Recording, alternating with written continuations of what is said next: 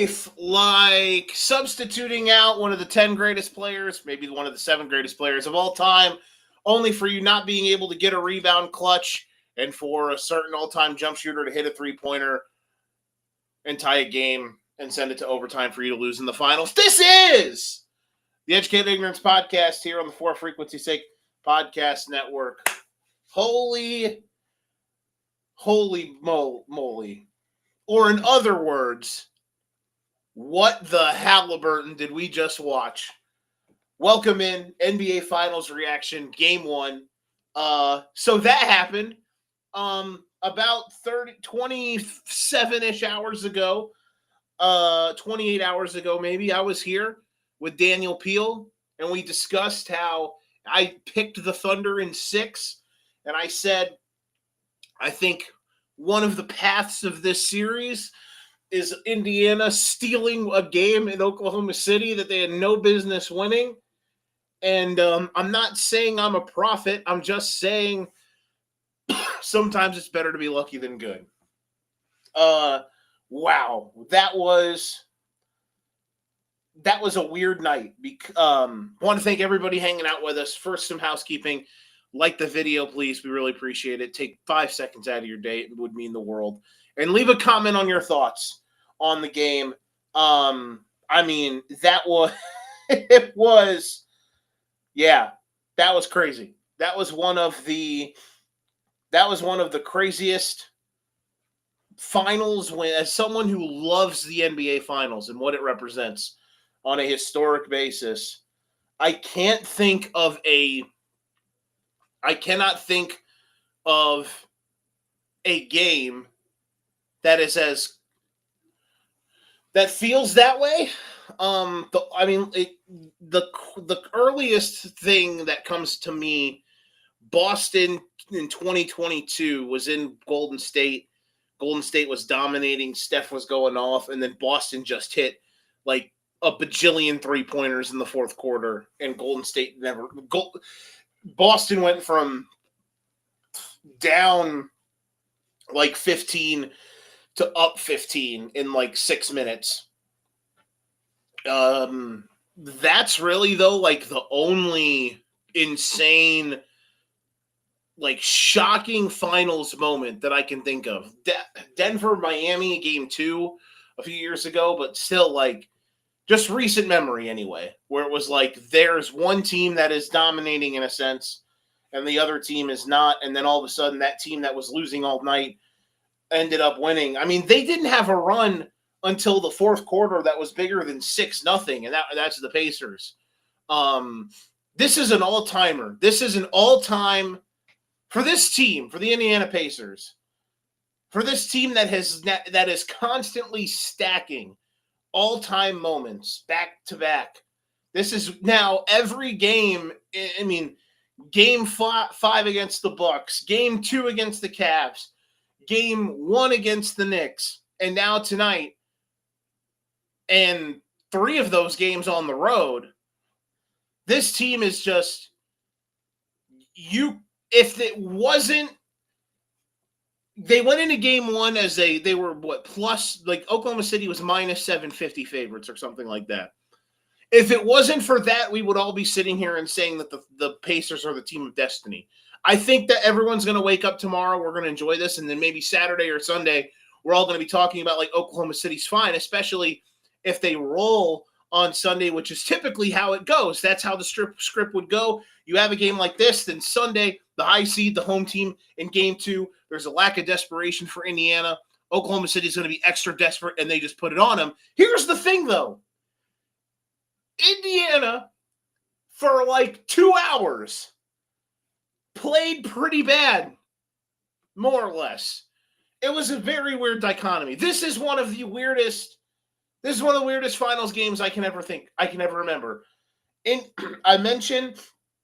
we mentioned on the preview we did on yesterday that, you know, in football all the time you get the all-time defense versus the all-time offense.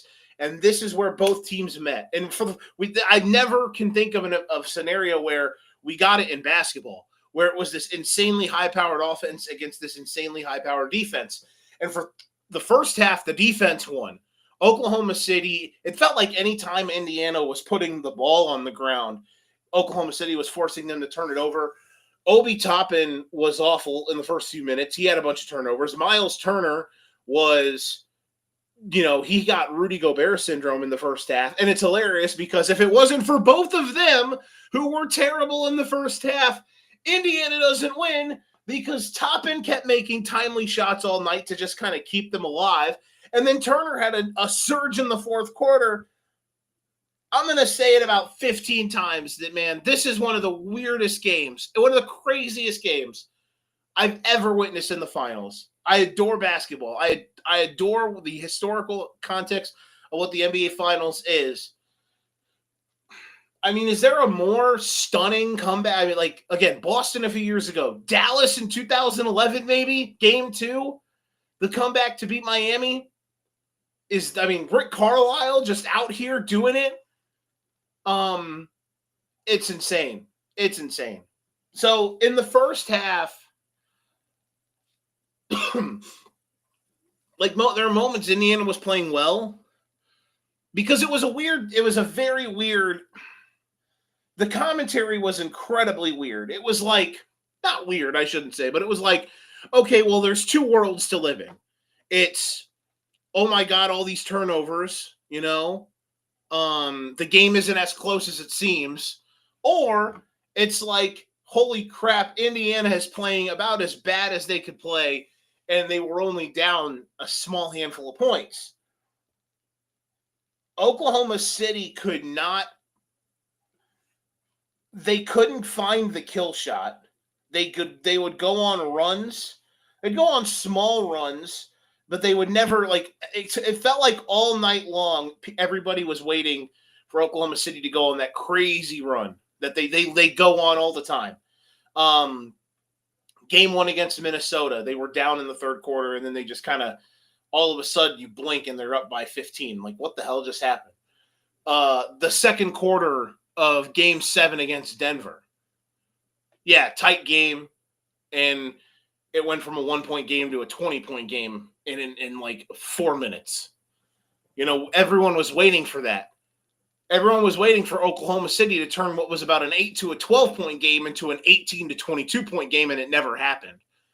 So these two teams continuously traded buckets, and I'd have to go into the weeds to look into some things maybe that Indiana did to, like, defensively to kind of maybe slow some stuff down for Oklahoma City. Oklahoma City did not shoot the ball particularly well. Like, that's one thing just from this is an instant raw reaction. I did think, though, the biggest coaching thing that I noticed was Rick Carlisle was dialing it up there in the second half, and especially the fourth quarter.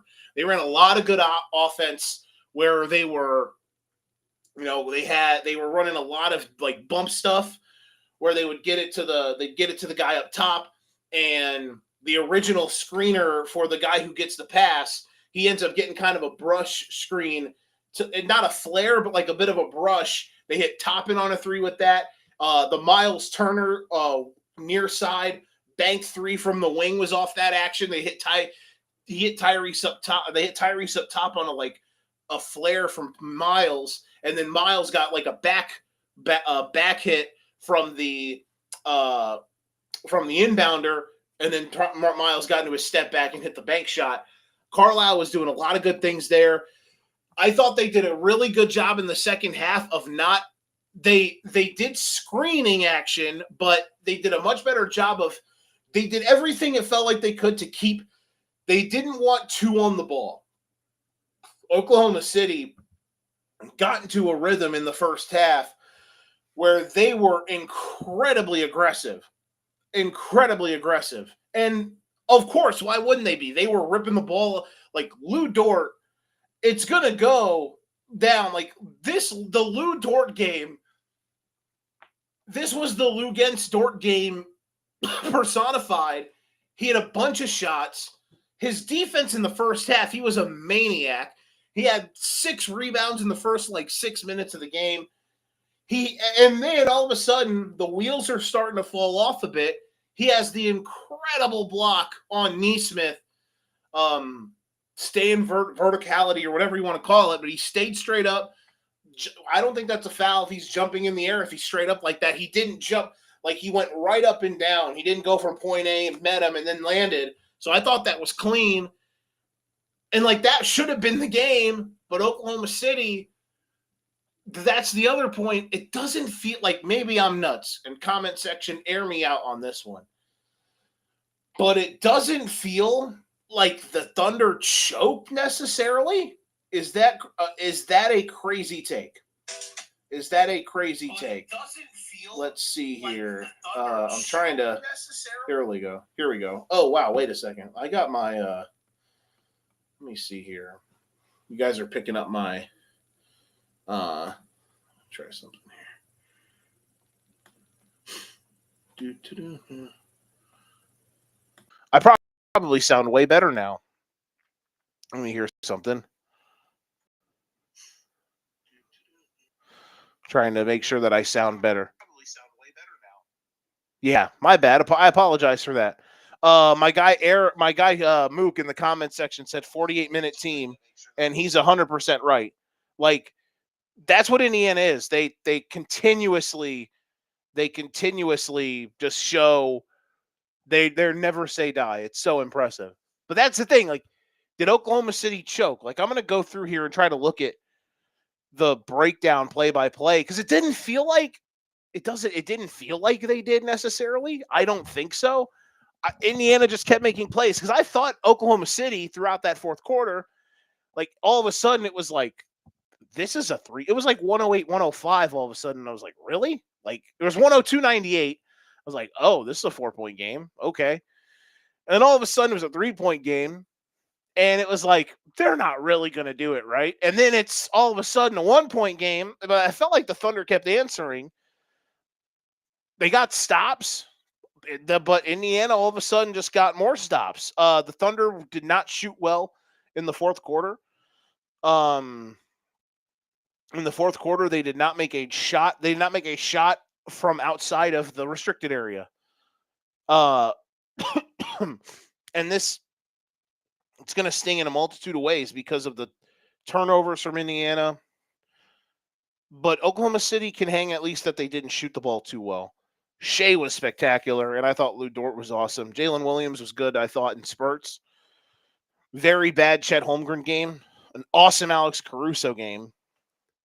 But, man, just crazy. Just crazy.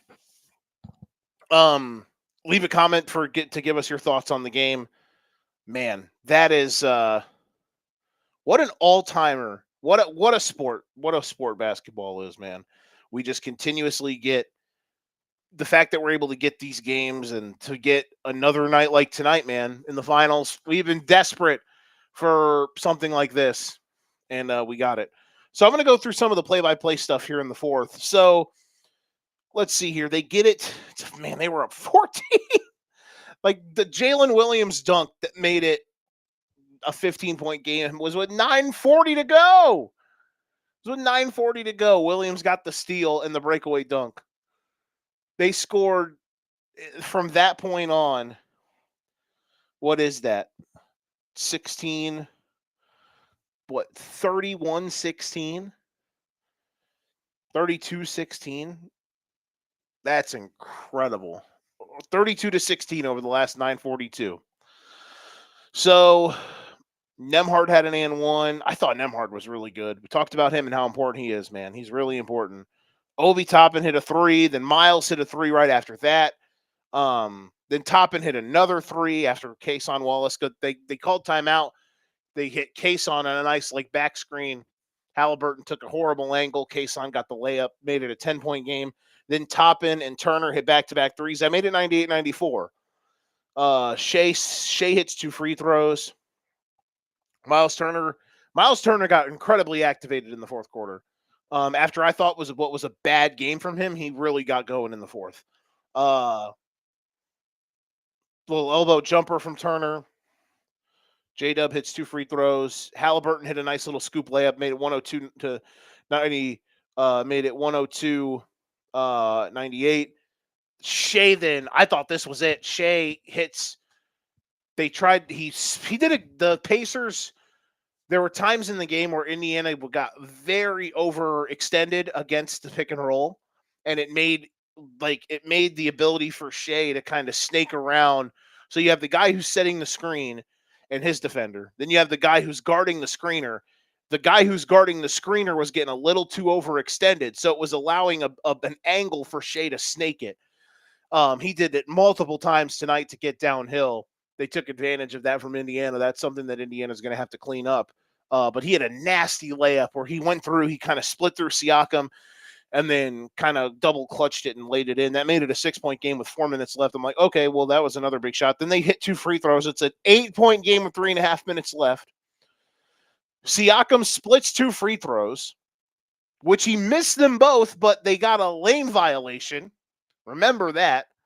So he hits the second. It's a 7-point game. Shea hits 2 free throws again. It was a 9-point game with 2:52 to go. Nesmith hit a corner 3. Then Nembhard hit like the Nesmith 3. J-Dub misses a 3.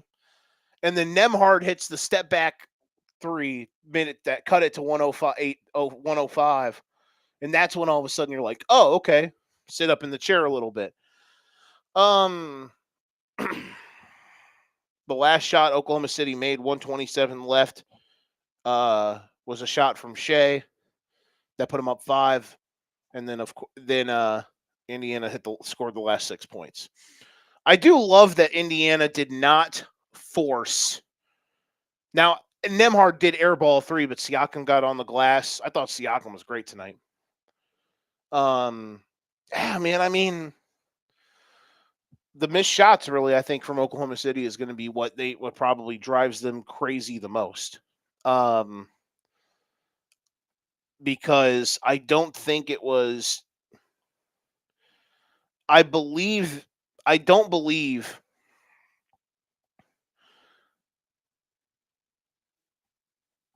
don't think what they did was incredibly terrible on the offensive end.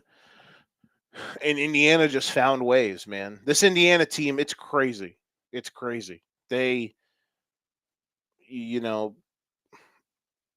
because I guess the thing that I'm getting at too is like, usually when you see all of a sudden, a team get walked down like that, their eyes, you see like the deer in the headlights phase where it's like, oh shit. I didn't really feel that. That's the thing. That's what makes this again so shocking is that it didn't feel like Oklahoma City was tripping over themselves. Indiana just kind of kept making plays. They don't die. They just don't die. They're the zombie Pacers. Tyrese Halliburton does it again. 5 game tying or go ahead shots in the last like 5 seconds or whatever in the playoffs. 3rd all time now behind LeBron, Reggie Miller, or I think third all time since I think like 1997. I think I saw with him, LeBron, and Reggie Miller. Just an insane stat. Not a good Chet Holmgren game. If you're looking for Oklahoma City where you're like, man, where do we go? Where do we get better? Not a good Chet Holmgren game. He was really bad. I thought he was bad. Indiana forced him to just be uncomfortable. They made him put the ball on the deck. I thought Indiana, there was at times the Indiana's they're not going to be shy. They're going to pick you up full court. They are going to play like a college team. They're going to play at that pace. They're going to lean on you essentially they're going to try to overwhelm you. Did they eventually just wear Oklahoma City down? That's the question. They very well could have. I think over time, maybe Oklahoma City their legs started to get heavy down the stretch. That is absolutely on the board. I would not be shocked if that was the case. I think a massive tell for a play that shows the Oklahoma City making them uncomfortable, Oklahoma City being uncomfortable was later in the game. Chet They picked up full court, and Chet got one-on-one with Miles Turner, and Chet just said, screw it, I'm going to take it myself, and he missed the layup. So, I think it goes hand in hand. I think some of those things go hand in hand. I do believe that I think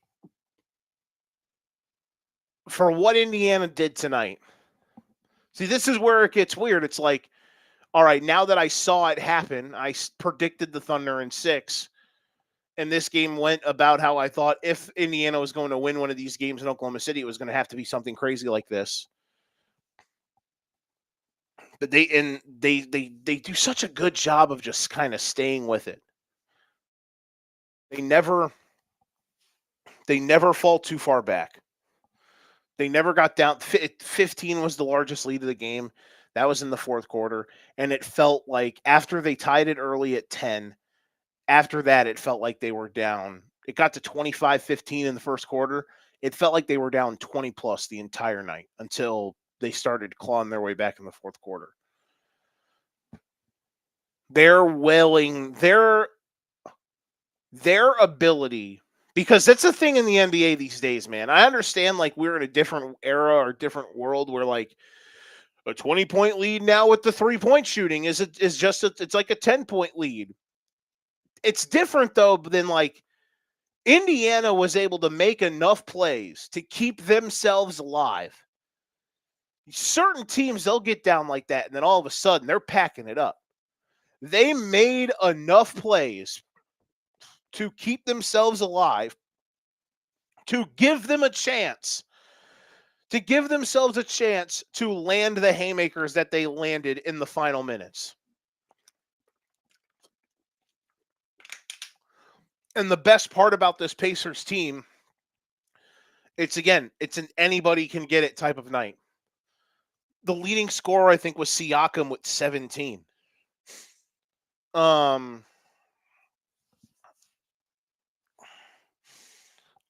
don't think Halliburton played well really all game. He deferred a lot.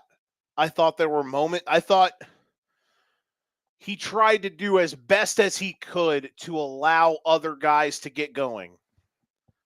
That also could be me coding it and saying he kind of, I wouldn't say ran from the ball. I mean, you gotta listen. You can't say like you can say he was bad all night and then he hit the biggest shot of the game. You can't say he runs from the moment and then he's got the ball and it's like, I'm going to take the shot in the NBA Finals, bro. We talked about it the other night. You look at this, the NBA is different than any other professional sports league. When you get to the NBA Finals,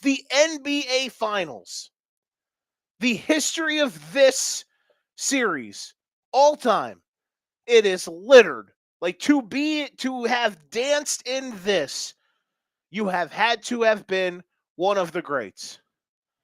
Is Halliburton one of the greatest players ever? I don't know. He's carving a pretty crazy path for himself. Is he more in the Steve Nash wing than he is the Chris Paul wing on the greatest player? Well, maybe Chris Paul is a bad example, but like Isaiah Thomas, Detroit Isaiah Thomas, obviously, wing of like great players. Yeah, I'd say so. But his style, and like I'm just saying that because of his play style and his ceiling. But what Halliburton's doing, man, again, the ball just finds him. 5, 6 guys in double figures. They shot the cover off the ball from 3 really well. Like those timely threes that they made, that's the part where it's like these shots that they're making are keeping them in the game. 19 for Siakam, 17 for Obi Toppin sucked. He played 25 minutes. For the first 10 of them, he was the worst player I've ever seen in my life. And then all of a sudden, he just starts hitting threes. Insane. He was huge. He was amazing in the second half, hitting timely shots. McConnell had 9, but he also had some important shot making when like nobody had it going in the middle part of the game. Siakam I thought they did a good job in spurts. They didn't do a great job throughout the night, but in spurts, they allowed Siakam to take advantage of getting switched on to some smaller guys. I'm very intrigued to see if that's something they continue trying to do. They allowed Siakam in the Knicks series to just be a beast in the mid post and like slashing and hitting little mid ranges. Tonight he had some moments where he would catch the ball on a switch against like Kason Wallace or somebody shorter, a guard, and then all of a sudden he's putting those guys in the front row and he's laying the ball in. Miles Turner was terrible in the first half, but I thought in the fourth quarter he was spectacular. Nembhard had about 3 weeks where he was abysmal, and Game 6 against New York, and then tonight I thought he was great. And Halliburton just made the play. He made the play at the end of the game. This is what makes this seem so fun, is that you can have a game where Halliburton or Siakam go crazy, but then you can have a game like tonight where everybody has their moment, and they don't win if all of these guys, different guys, don't have a moment. So I'm so damn impressed with this Pacers team. The Indiana Pacers are 3 wins away from the NBA championship. Is that not the wildest sentence? Okay, it's it's the second wildest sentence today when you think about what happened between Big Don and his boy Elon. Rhyming accidentally. Shout out to the album cover. But just in general speaking terms, the Indiana Pacers are 3 wins away from the NBA championship.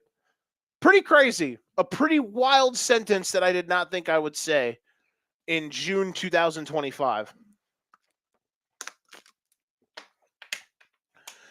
The series is not over, obviously. If I had a gun to my head, I would probably lay it heavy with the Thunder in Game 2. But they're 11.5-point favorites, which is hilarious. Here's the thing, though. This Indiana team isn't going to just roll over. What if we get the are they going to turn the ball over 30 times nearly again? Maybe. The Thunder defense is pretty good. It's wild. The biggest regrets for Oklahoma City tonight, other than blowing it, the obvious thing, but the other, they lost another, just a legendary Shea game. And again, he kind of just lives in this world where he's having 30, nearly, 35, whatever and whatever. But tonight, 38, 5 and 3.